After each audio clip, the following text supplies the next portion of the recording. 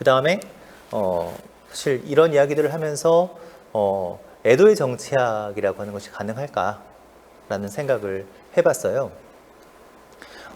아마 이 영화는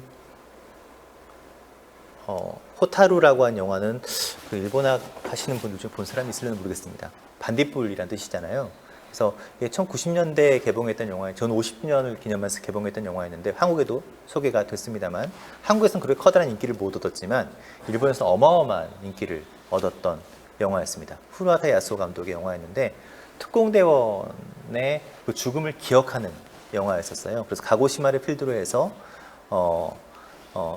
살아남은 특공대원이 이제 죽은 특공대원을 그러니까 기억을 찾아가는 영화였는데 특히 조선인 특공대원이 처음으로 등장해서 유명해진 영화였습니다.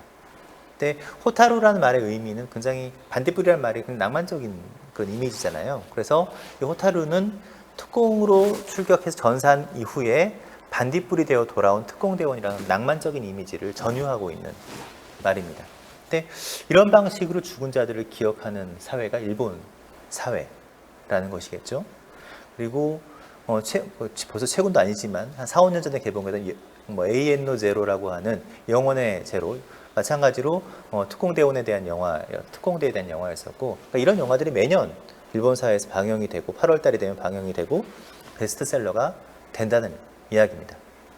근데 이런 방식으로 그들의 죽은 자의 귀환을 재현하는 것이 아니라, 그들의 죽음을 기억하고 기념하는 것이 아니라 어떤 다른 방식으로 그들의 죽음을 기억할 수 있을까라고 하는 것이 제가 가진 문제의식이었고, 그래서 아래 영화가 자큐즈라고 하는 영화인 나는 고발한다라는 프랑스 영화인데, 이건 1차 세계대전을 다룬 영화였었어요. 1차 세계대전 이후에 만들어진 영화인데, 이 1차 세계대전을 다룬 이 영화, 이 포스터가 말하고 있는 것처럼 이 묘지들의 이 죽은 사람들이, 해골들이 일어나가지고 산자들의 도시로 진군하는 이야기입니다. 죽은 자들의 이야기는 이거예요.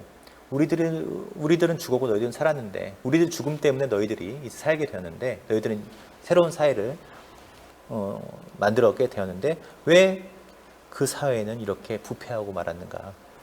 왜 너희들은 우리 죽은 자들을 기억하지 못하는가? 그 죽은 자들, 그 산자들에게 경고를 하기 위해서 죽은 자들이 묘지에서 일어나서 산자들을 향해 진군하는 영화가 바로 자큐즈라는 영화, 나는 고발한다라는 영화의 이미지였습니다. 그래서 어찌 보면 굉장히 죽은 자의 귀환을 이야기하는 다른 이미지인 거죠.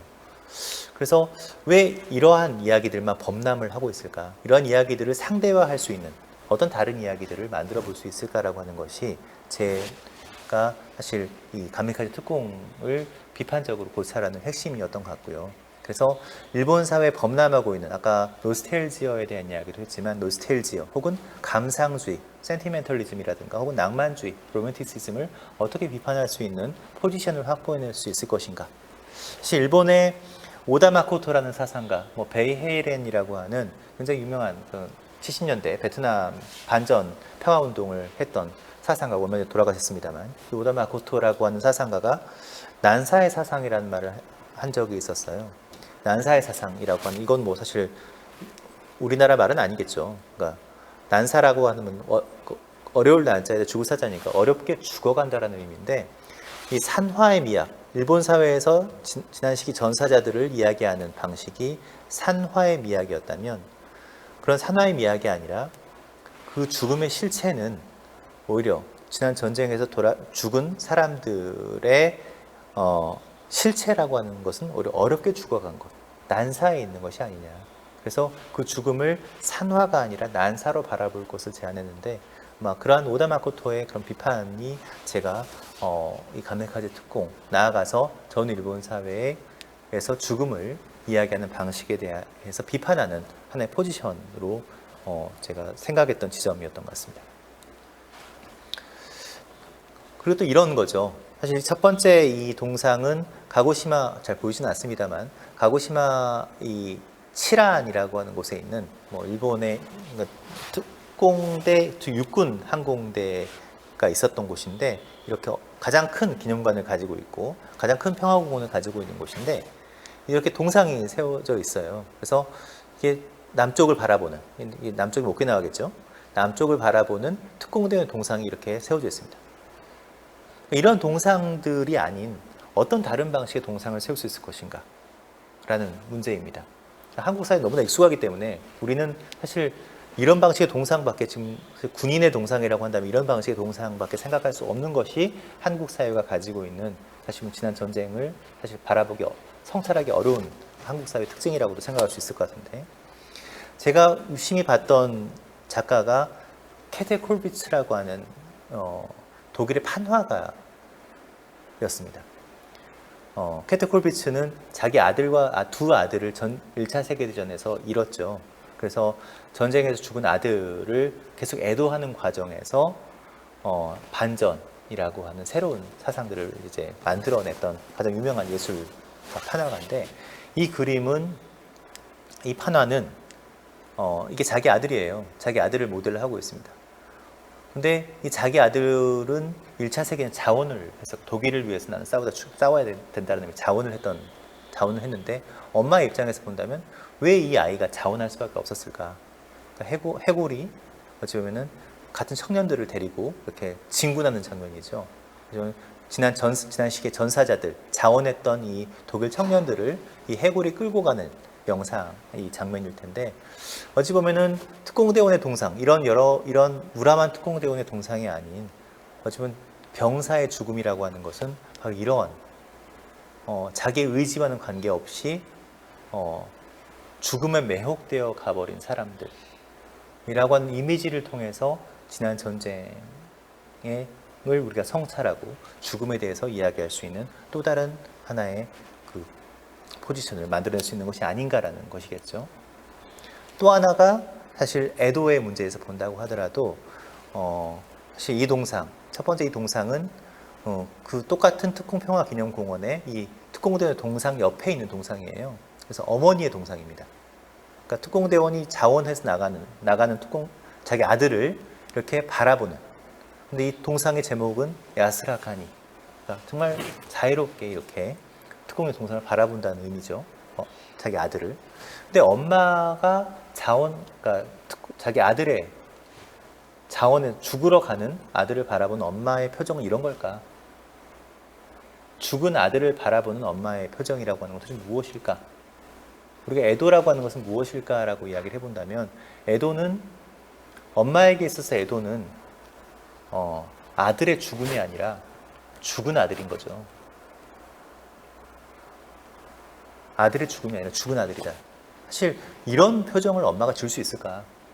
근데 왜 이런 표정을 가지고, 이런 표정이 사실 일본 사회에서 죽은 아들을 애도하는 엄마의 표정이 되어야 할까? 그래서 마찬가지로 케테 콜비츠의 판화들을 뒤적이면서 이런 모습을 보게 돼요. 두 번째 판화, 이 판화는 바로 죽은 아들을 끌어안고 절규한 엄마의 모습이죠. 그러니까 이런 모습들, 사실 이러한 모습들이야말로 사실 죽은 아들을 애도하는 엄마의 모습이 아닐까라는 거고요. 이 표정, 이 모습이 이제 이후에 지금의 베를린에 있는 노이에바흐라고 하는 그 전사자 추모 공간이죠. 전쟁 추모 공간인데, 그 공간에 케테 콜비츠의 이 판화를 이렇게 조각으로 만들어서 이렇게 넓은 공간에 이 동상 하나가 이렇게 세워져 있습니다. 이 동상을 통해서, 피에타상이죠. 이 동상을 통해서 지난 전쟁에서 죽은 사람들을 애도하는 하나의 방법을 찾아보자라고 하는 것이 독일 사회의 논리였던 것 같습니다. 그래서 이런 방식이 아닌, 아마 우리 사회도 이런 방식에 더 익숙해져 있을 것 같은데, 이런 논리들을 어떻게 확보할 수 있을 것인가라고 하는 것이 사실 중요한 문제의식이 아닐까라는 생각이 들고요. 최근에 권헌익 선생님, 인류학자입니다만, 이분이 이제 똑같은 이런 문제의식 하에서 애도하는 부모의 존재야말로 정치적 우애의 미학적 확실성에 기반한 허무는 데 있어서 우애의 정치에 대한 어떤 비판 철학의 사고보다 효과적이다라고 하면서 이 피에타상을 인용하는 모습이 굉장히 신선했고, 그래서 체제의 폭력과 광기에 대한 그런 미학적인 반응물이 바로 이러한 동상들일 것이다 라고 생각해 볼 수 있을 것 같습니다. 자, 마지막인데요. 이제 10분 정도 남은 것 같습니다. 왜 동아시아였는가라고 하는 물음입니다. 그러니까 제 연구 출발은 아까 말씀드렸던 가고시마였어요. 아이고, 제 남단이죠. 이런 가고시마에서 사실 가미카제 특공대원의 죽음이 어떻게 기억되고 기념되는가, 그 기억을 둘러싼 정치를 분석하면서 전 일본 사회의 감정의 구조를 고찰한다라고 하는 게 제 연구의 출발이었는데, 하다 보니까 연구 주제가 확장되기 시작했습니다. 그래서 사실 일본에서 동아시아로, 처음에 일본 사회의 에도의 정치에 관심을 가지고 전쟁의 기억에 관심을 가지고 갔었는데 점점 이제 관심들이 동아시아로 변화하게 된 계기들이 있었습니다. 첫 번째가 조선인 특공대원들하고 만나면서 죠. 아까 그 특공평화회관의 사진을 잠깐 보여드렸습니다만 그 특공평화회관에는 자기들이 1036명이라고 이야기를 해요. 1036명의 특공대원의 영정사진이 이렇게 전시가 되어 있습니다. 그리고 11명의 특공대원의 조선인 특공대원의 사진도 함께 전시가 되어 있습니다. 11명이라고 딱. 그래서 11인의 조선인 특공대원에 대한 다큐멘터리도 만들어주고 그랬습니다. 근데 이 사진을 보면 여기에는 이렇게 도코쿠 이치분이라고 읽어야 될까요? 이런 사람이 있어요. 그리고 여기에 그 포스트잇으로 붙여져 있습니다. 유족이 아직 발견되지 못했다. 유족을 아는 사람, 혹은 이 사람을 아는 사람은 연락달라라고 이야기가 됐습니다. 근데 일본인 연구자들하고 이제 가서 조사를 하다 보니까 이 도코쿠 이치분이 일본 사람 이름이 아닌 것 같다는 거예요. 이런 일본인 성이 있나? 거기서부터 이제 촉발돼서 사학을 하시는 분이 조사를 하기 시작했는데 이 사람이 일본인이 아니라 조선인이라는 사실이 이제 알려지게 된 거죠. 그러니까 아직까지도 사실은 조선인 특공대원 11명이라고 이야기를 하지만 훨씬 더 많은 조선인 특공대원들이 있었던 거고 그 중에 일부가 죽었고 일부는 살아서 돌아온 거죠. 우리나라 초대 공군 참모총장이었던 주영복 씨가 조선인 특공대원이었어요. 사실 굉장히 아이러니한 상황이죠.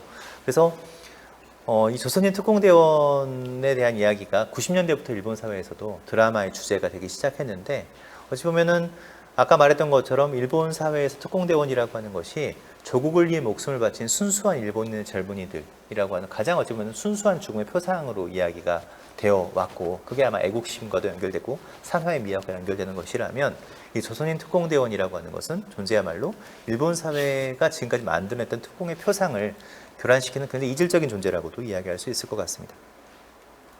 그래서 이게 첫 번째 제 문제의식이었고 두 번째는 사실 거의 모든 특공대에 대한 이야기들은 특공대원들에게 초점이 맞춰져 있고 항상 모든 영화는 특공대원들이 탄 비행기가 어디를 향해 나오지도 않고 항상 출격하는 장면. 그래서 저 멀리 날아가고 그것을 육지의 사람들이 배웅하는 장면으로 끝납니다. 그러니까 항상 특공기의 뒷모습을 보여주는 것으로 끝나는데 실제로 가고시마의 땅을 밟으면서 느꼈던 것은 그렇다면 그 많은 특공기지를 누가 건설했는가라는 문제, 왜 이 문제는 이렇게 다루지 않는 걸까라는 생각이 들었어요. 아까 제가 이 사진을 잠깐 보여드렸습니다만 이게 지금 이 아래 지도가 특공대 가고시마고 이 빨간색 파란색으로 표시된 게 해군과 육군의 특공기지 모습의 그런 특공기지인데요.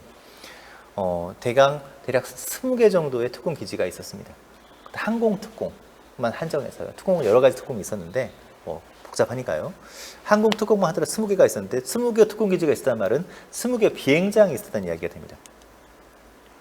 가고시마의 크기가 우리나라 전라북도 정도의 크기인 것 같은데요. 한 도에 20개가 넘는 비행장이 있었다. 그리고 그 20개가 넘는 비행장이 다 1943년에서 45년의 시점에서 만들어집니다. 한두 개를 제외하고는. 그럼 누가 그걸 만들었을까라는 문제죠. 그 당시에 20, 30대, 특히 40대까지 다 일본의 성인 남성들은 전쟁에 동원돼서 없는 상황에서 그럼 누가 만들었겠습니까? 그래서 자료들을 뒤적이면서 나오게 된 존재들이 바로 강제 연행된 조선인 혹은 포로 중국인이라고 하는 존재들입니다.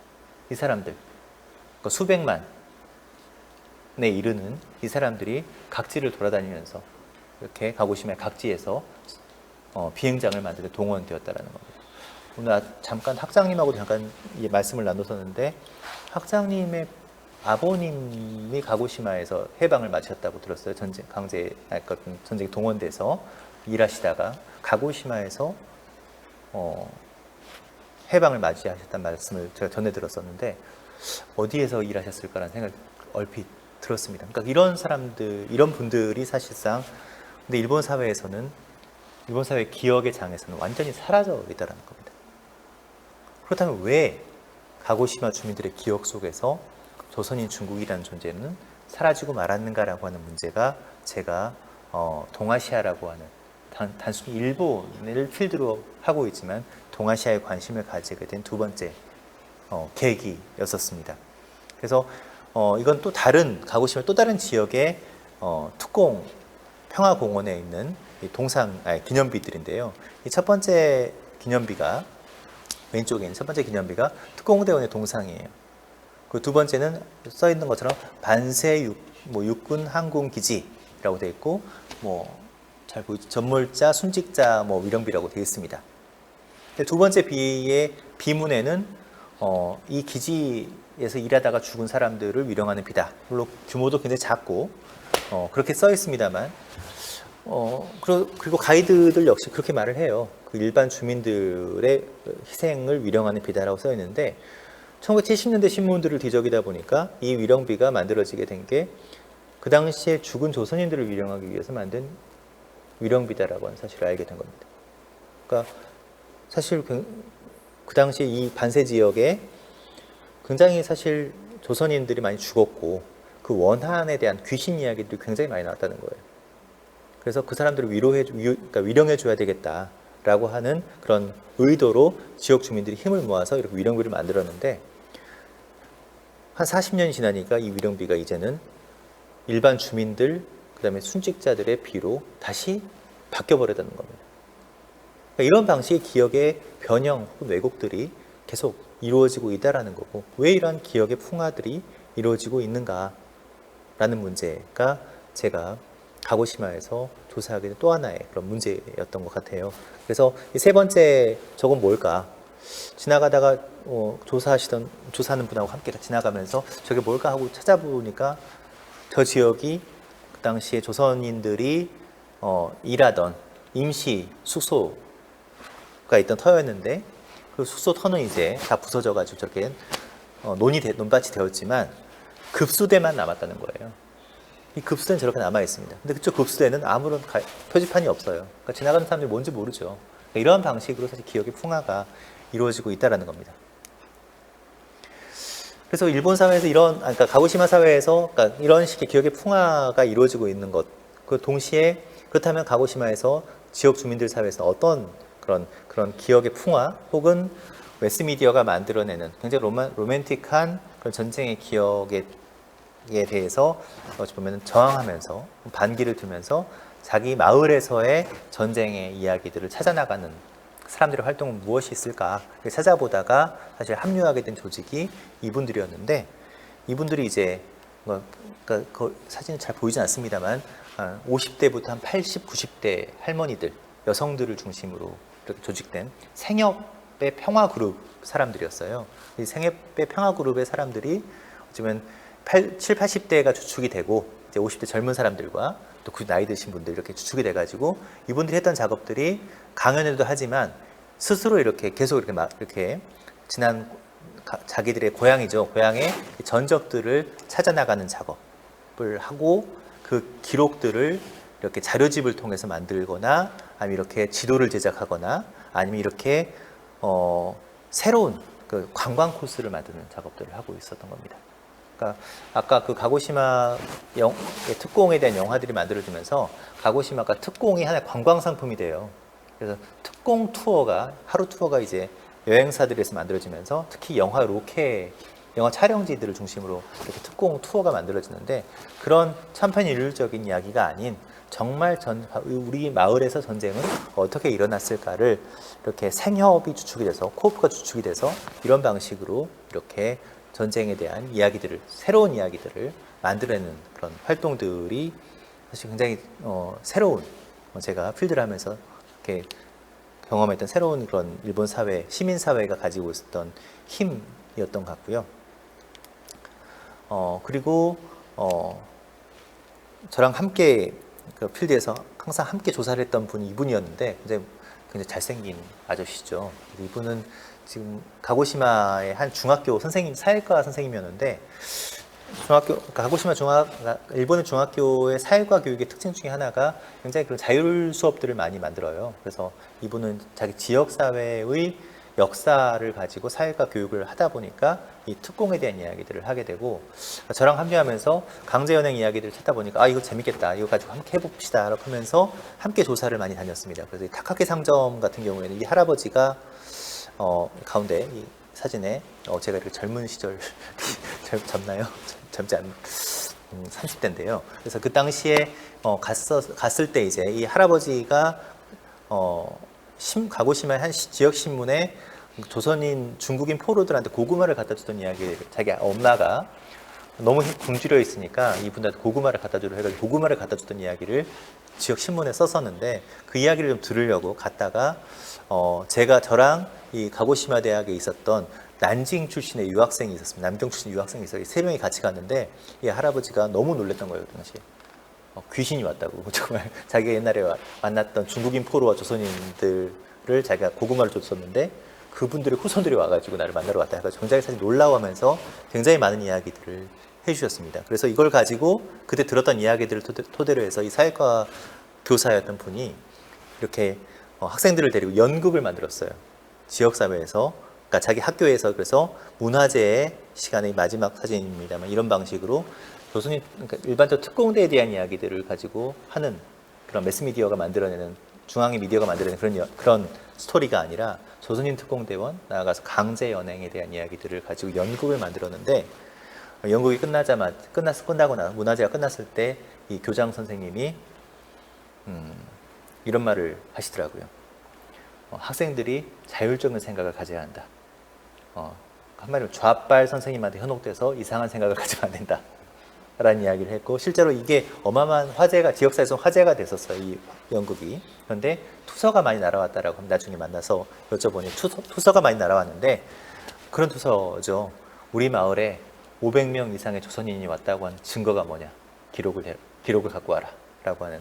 그러니까 사실은 지역사회, 가고시마 굉장히 보수적인 지역사회거든요. 그래서 자민당에 표받친 지역사회인데 이런 움직임들도 존재하고, 이런 움직임들에 저항하려고 하는 굉장히 뿌리 깊은 그런 보수들의 그런 움직임들도 사실은 강한 동네였었습니다. 그리고 마지막 이야기가 오키나와 이야기입니다. 가고시마를 하면서 왜 오키나와 이야기를 해야 되느냐라는 건데요. 너무 시간이 길어질 것 같으니까 이 부분 생략을 할게요. 사실 잠깐만 설명을 드린다면, 이 그림은 지금 사키마 미술관이, 나중에 오키나와에 가신다면 꼭 한번 가봐야 될 공간이 바로 이 사키마 미술관이라고 하는 곳인데, 일본 미군 기지에 정말 바로 미군 기지 딱 인접한 곳에 붙어 있습니다. 그래서 미군 기지가 바로 옆에 이 사키마 미술관이라고 하는 곳은 바로 전쟁에 대한 반전, 평화를 이야기하는 그런 미술관을 만들었는데, 그 마루키 부부의 그림 중에 오키나와 전투의 그림이라고 하는 굉장히 유명한 그림이, 아마 이 정도 크기, 이게 2배 정도 되는 크기일 것 같은데요. 그림이 사키마 미술관 정면에 전시되어 있습니다. 사실 이 그림 하나로 사실 오키나와 전투의 실상을 저는 설명할 수 있을 것 같다라는 생각도, 그래서 역시 미술이 가지고 있는 힘을 그때 실감을 했었는데, 마루키 부부는 굉장히 유명한 화가예요. 그 히로시마에 대한 그림으로, 사실 원폭의 그림으로 유명해졌고, 오키나와 전투의 그림을 그리면서 점점 이제 히로시마의 원폭의 그림을 그릴 때만 해도 자국의 전쟁 피해에 대한 이야기들을 중심으로 그림 작업을 했었는데, 오키나와 전투를 거치면서 점점 이제 아시아로 확장하면서 전쟁 피해 일반, 그리고 피해에 대한 기억에서 가해에 대한 기억으로 계속해서 주제를 확장해온 화가입니다.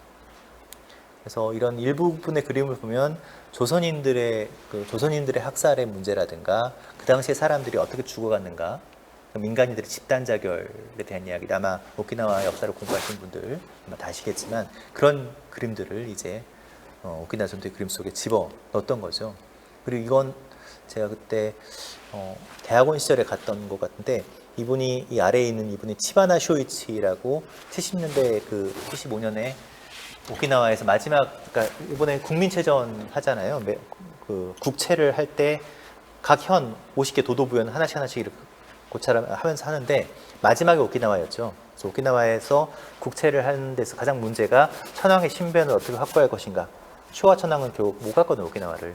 그래서 또 황태자가 대신 갔었는데, 그 당시 뭐 오물투척 사건도 있었고 굉장히 많은 사건들, 이런 사건들이 있었습니다만, 이 치바나 쇼이치가 일장기를 불태워가지고 이분은 이제 감옥에 가게 됐는데, 그래서 이 치바나 쇼이치가 지금 평화운동가가 돼서 이렇게 그 당시에 윤종옥 선생님 계시네요. 그 위안부 초대 회장이었던 그 윤종옥 선생님 모시고 이렇게 한번 투어를 한 적이 있었는데, 이게 바로 그 민가에 있는 우리나라 코끼리 우리라고 많이 이야기되는 소배의 변전소죠. 이가 소배 레이더 기지죠. 이 레이더 기지가, 그러니까 미군 기지, 어마어마한 큰 레이더 기지가 바로 그 논밭의 한 중앙에 이렇게 위치해 있는. 그러니까 사실 미군 기지가 얼마나 사실 가까이에 있는가를 실감할 수 있는. 그래서 이 전장의 기억이라고 하는 도미야마 이치로 선생님의 책에 사파로도 나와 있어서 잠깐 이렇게 함께 병치를 해봤습니다. 그리고 여기는 오키나와 국제대학 국사이 다이가쿠라고 하는 곳인데, 여기는 건물 하나가 그 미군의 헬기가 떨어져 가지고 전소돼 버려 가지고 그 공간을 지금 이렇게 잡고 있어요. 이런 식으로 기념의 공간을 만들어내고 있는 곳인데, 사실 얼마나 미군 기지가 가까이 있냐 하면은 이 건물에, 예를 들어서 건물 옥상에 올라가서 바깥을 보면은 이렇게 비행장이 바로 앞에 보입니다. 이게 오스프레죠. 가장 많이 떨어진 추락 확률이 높은 그 오스프레인데, 그러니까 이런 것들이 사실은 대학의 바로 앞에 붙어 있는, 사실 일상적인 훈련이 있으면 일상적인 그 강의가 불가능한 정도의 그런 환경이고, 이게 지금 이 공간을 그래서 최근에 이제 해노코로 옮기려고 하다가 계속해서 요새 문제가 많이 발생하고 있는, 그래서 미군 기지의 문제라든가, 그리고 뭐 사실 여기는 히메유리의 탑일 텐데요. 히메유리 기념관인데, 히메유리 기념관은 아시다시피 전장에 동원됐던 여학생들의 죽음을 기억하는 공간이죠. 그 당시 오키나와 여학생들의 죽음, 사실 뭐 전장에 동원돼서 거의 방치됐듯 버려져서 죽었던 사람들일 텐데, 이런 지금 수학여행 코스로 이렇게 기억되고 있지만, 사실 오키나와 전투는 굉장히, 사실 그런 의미에서 본다면 많은 그런 모순들이, 제국 일본의 많은 모순들이 그렇게 중첩되어 있는 공간입니다. 그래서 오키나와가 최근에 해노코 때문에 다시 그 문제가 불거지고 있지만, 지난 오키나와 전투에 대한 이야기들이, 그 오키나와 전투에 대한 기억들을 사실 오키나와에서는 계속해서 많이 이야기하고 있고, 그것들을 이렇게 공간을 통해서, 미디어를 통해서 계속해서 이야기하려고 하고 있죠. 이곳은 오키나와 평화기념공원이고요. 바로 넘기겠습니다. 나중에 이야기를 할게요. 근데 마지막 이것만 잠깐 말씀드리면, 이 공간은 한해비라고 써 있잖아요. 그래서 오키나와 전투라고 하는 것은 오키나와와 일본의 입장에서 본다면 오키나와가 피해자고 일본이 가해자인데, 사실 오키나와 조선인의 입장에서 본다면 오키나와가 피해자가 될 수 없는 또 다른 구조가 있다라는 거죠. 오키나와 사람들은 2등 시민, 조선인은 3등 시민. 똑같이 전쟁에 동원되었지만 그 사람들의, 조선인들이 죽음에 이르는 과정을 보게 되면 사실 오키나와 사람들은 방관자이자 동시에 가해자적인 측면도 가지고 있기 때문에 굉장히 그 연루라고 하는 것이 굉장히 중첩되어 있을 수밖에 없는데, 오키나와 사람들이 오키나와 전투에 대한 기억들을 찾아나가는 작업을 계속하면서 어쩌면 자기 자신이 단순히 피해자가 아닌 가해자일 수 있다는 자각들을 해나가는 과정, 그리고 그것을 통해서 이렇게 한해비를 만들고, 이 그림도 잘 보이지는 않지만 전쟁에 동원된 조선인 청년을 치마 저고리를 입은 엄마가 이렇게 잡고 있는 장면, 그러니까 가지 말라고 이렇게 붙잡고 있는 장면이잖아요. 이런 한해비를 만들면서 어쩌면 고향의 전투의 기억을 새롭게 이야기하는 거라고 생각을 합니다. 그래서 이렇게 오키나와를 드렸던 이유는 특공 작전이 태평양 전쟁 최대의 격전지였던 오키나와 전투의 일환으로 전개가 된 거였어요. 1945년 3월부터 6월까지가 특공 작전이 가장 많이 전개되던 시기였는데 이 시기는 바로 오키나와 전투가 일어나던 시기였고 특공기는 결국은 오키나와를 향해 떠났던 건데 본토의 기억에서는 오키나와 전투와 특공 작전 서로 연결을 시키지 않으려고 한다는 거죠. 그래서 왜 본토에서는 이러한 연료의 자각이 결여되어 있을까? 그러니까 왜 특공기의 뒷모습만 보여주고 특공기가 어디로 향했는지도 보여주지 않는가? 왜 반딧불과 같은 그런 낭만적인 이미지로만 특공기를 이야기하려고 하는가? 가고시마의 입장에서, 본토의 입장에서 본다면 특공대원의 모습은 상징은 반딧불이고 아름다운 이미지지만 오키나와인의 입장에서 본다면 오키나와에서 바라봤던 특공대원은 물에 빠진 시체였거든요. 물방울이라는 메두르마 슌의 소설에도 사실 그 특공대원의 이야기가 나오는데 오키나와 사람들이 봤던 특공대원의 모습은 정말 부패한, 그러니까 개가 갉아먹고 물고기가 갉아먹어가지고 완전히 처참한 시체의 모습이었다는 거예요. 이 처참한 시체의 모습에서 반딧불을 상상할 수 있을 것인가라고 하는. 그래서 시점을 바꿈에 따라서 어쩌면 너무나 당연하게 생각해왔던 표상들이 전혀 달라질 수 있다라고 하는. 그래서 오키나와라고 하는 공간은 가고시마 혹은 본토의 전쟁의 기억을 상대화하기 위해서 저는 저에게는 굉장히 중요한 공간이었습니다. 그래서 제가 틈 이미지란 말을 했지만 일종의 스크린 이미지라고 하는 정신분석학에 나오는 이야기지만 스크린 이미지라고 하는 것은 항상 우리 사회에서도 존재하죠. 어떤 하나의 그런 공간들을 하나의 담론을 만들어내면서 그 공간에 다른 여러 이질적인 이야기들을 사실은 가리기 위해서, 스크린하기 위해서 베일을 만들어준 그런 이미지들이 존재한다면 그런 스크린 베일은 항상 그런 일련의 틈을 만들어낼 수밖에 없고 그런 틈 이미지를 통해서 다시 그 대상을 보았을 때 어찌 보면은 그 대상이 가지고 있는 그 사건이 가지고 있는 또 다른 모습들을 볼 수 있게 된다라고 하는 그런 문제 의식이고요.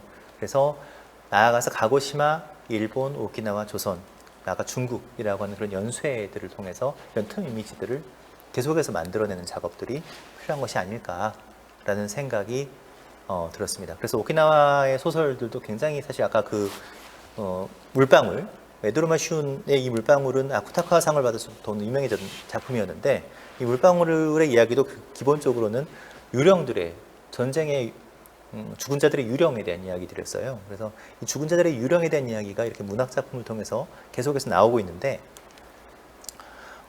보니까 사실 굉장히 그런 다른 아니다는 마찬가지 오키나와 작품인데 이것도 위안부의 유령에 대한 이야기.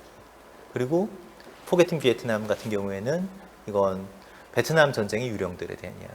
눈에 보이는 귀신은 타이완의 유령들에 대한 이야기. 또 황성영 손님은 아시다시피 한국 전쟁 6.25의 유령들에 대한 이야기죠. 그러니까 동아시아의 이런 지난 전쟁의 기억들을 가지고 있는 공간에서 계속해서 유령들에 대한 이야기들이 만들어지고 있다는 것은 굉장히 좀 재미있는 현상이라고 생각을 했고 그러한 이 유령들을 대상으로 삼으면서 유령들에 대해서 이야기하는 것 어쩌면 그것은 죽음을 바라보는 과정일 거고 그것을 통해서 어쩌면 애도라고 하는 하나의 문제의식들을 계속해서 우리에게 이야기하는 걸 텐데 이게 어찌 보면은 제가 생각하기에는 동아시아 나아가서 비서구 근대성에 대한 그런 성찰의 출발 지점이 아닐까라는 생각이 들었습니다. 그래서 마지막인데요. 근데 사실 저는 인류학이라서 사회과학 영역에 속해 있습니다. 사회과학은 소셜 사이언스잖아요. 그래서 이런 이야기 하고 있으면 굉장히 비판을 많이 받았습니다. 논문 자격 심사를 할 때도 네가 하는 이야기가 도대체 납득이 안 된다. 이게 사이언스의 영역에 속하는 거냐? 그런 이야기를 굉장히 많이 들었어요. 그래서 결국 그런 좀 귀신의 세계를 귀납할 수는 없지 않느냐라는 문제가 사실은 문제죠. 그래서 사회과학에서 귀신의 영역을 직접 다룰 수 있느냐라는 것인데요. 제가 생각했던 것은 귀신론은 일종의 방법이다.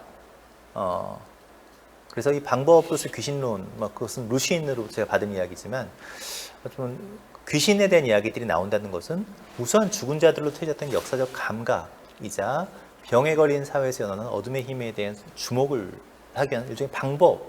다큐 조시미가 방법으로서의 아시아라는 이야기를 했지만 그 아시아라는 것은 실체로 보지 말고 방법으로 보자라는 이야기잖아요. 마찬가지로 귀신론도 일종의 방법으로 보자. 그래서 동아시아 근대성에 대한 새로운 성찰을 위한 출발 지점으로서의 유령의 세계, 그리고 그들의 귀환에 대한 자각을 이야기한 자리에서 에도의 정치라는 문제 설정이 필요하고, 그런 에도의 정치라는 문제 설정 속에서 봉인되어 버린 전우를 즉시하고 그 체험의 진실성을 확보하면서 사실 산자에게는 산자의 공간을, 죽은 자에게는 죽은 자의 공간 다시 만들어주는 작업, 사실 무당의 작업인데 공부하는 학문의 언어도 기본적으로 일종의 무당의 언어랑 비슷한 것이 아니냐라고 하는 것이 제 생각이고요. 그래서 최근에는 이런 방식으로 일본을 넘어서 동아시아에서의 그런 에도의 정치라고 하는 방식으로 문제 영역을 좀 확장시키면서 아마 피에르 노라와 같은 사람이 프랑스의 기억의 장 프로젝트를 프로젝트를 전 세계적으로 성공을 시켰는데, 동아시아에서 사실 기억의 장이라고 하는 프로젝트를 에도의 정치라는 문제의식에서 풀어볼 수 없을까라는 생각도 하고 있고, 이걸 좀 확장시켜서 기억의 정치, 일반 동아시아 기억의 정치와 기억의 장과 같은 문제의식으로 최근 계속 논의를 확장시키고 있습니다.